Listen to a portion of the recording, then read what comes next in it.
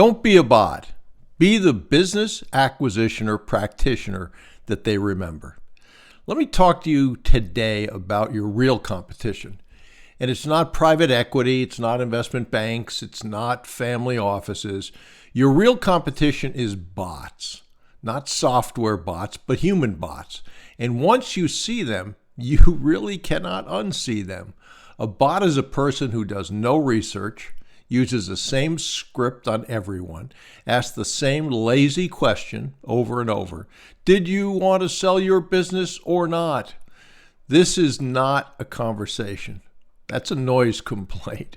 And the owner has no idea in that context who's calling. So when the owner says no, the bot does what bots do. They hang up, they disappear, they never follow up, they never circle back. They never learn anything. That behavior embodies everything people hate about bad salespeople.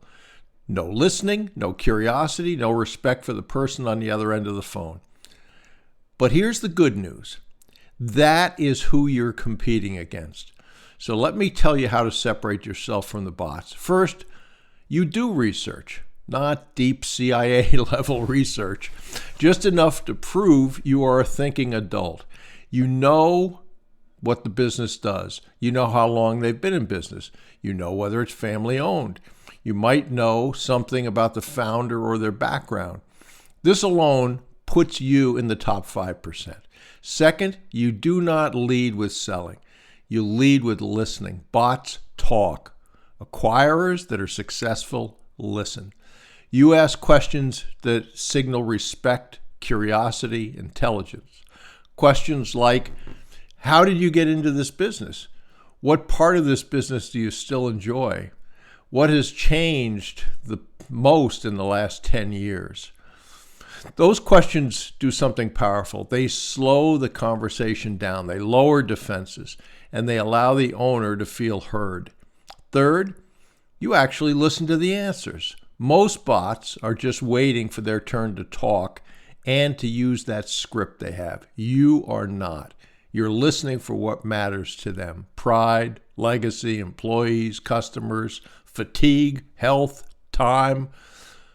And only after you understand what matters to them do you connect it with your offer.